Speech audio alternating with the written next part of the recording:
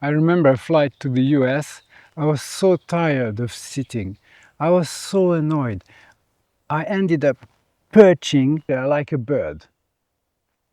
Of course, someone came, a guy like this wide. Hey, it's not a jungle gym here. Oh my God, I was afraid. For the end of the trip, I just walked on the aisle from the toilets to my seat so I didn't have to sit. But I'm going to show you how to get the benefits of this posture without needing to do silly things or anything stupid or dangerous. And this will be completely discreet. No one will notice. On top of that, I hope that next time you'll travel, you'll know what to do if you're in pain or if you're bored.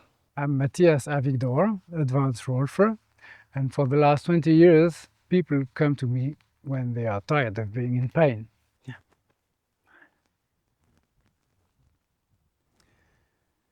So I would like to work on this part of the back, which corresponds to the level of the stomach as well.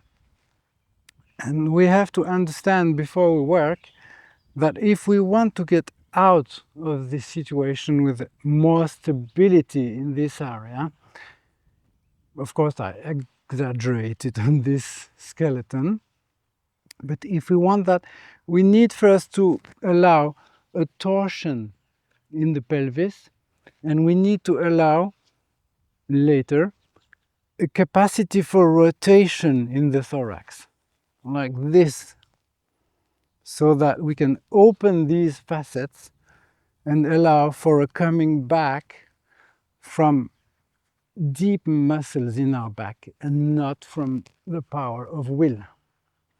So once we get that, we can get started.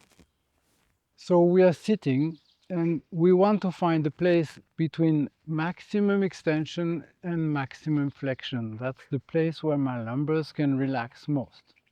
When I'm here,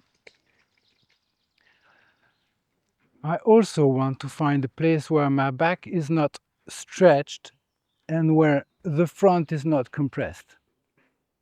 And at the same time, I want to balance over my sit bones to find the place where I also don't fall forwards and I don't fall backwards. So I have all these elements at the same time. Of course, I can do one after the other. I don't need to do them at the same time if I can't. And once I'm there, I'm also going to let my pelvis find the place where it's the most relaxed between a torsion like this and a torsion like that. I realized that most of the times I actually stabilize with my pelvis, and I really need to concentrate to to let it go and to find it, because when I do that, I'm not straight anymore, or I'm a little bit in the torsion. And because this doesn't feel right in our society, we have the tendency to correct it without noticing. So to avoid that, really, when you concentrate and check which side is easier, you will find where is the most relaxed place for you. For me, it's like that. So I'm like that. And I'm not falling backwards, I'm not falling forward. I'm in a kind of balance. What I want to do now is place a finger where I showed you on the skeleton in the back. And I'm going to fall a little bit forward without losing all the different things we said and come back. And I see that when I do that, there's tension in my back, that it's not the most comfortable for this area especially.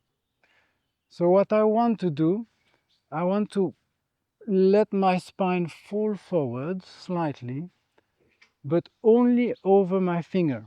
So that's something like that. And I let my thorax go into a slight rotation. Everything under my finger doesn't move, only everything that's over it. And then I come back.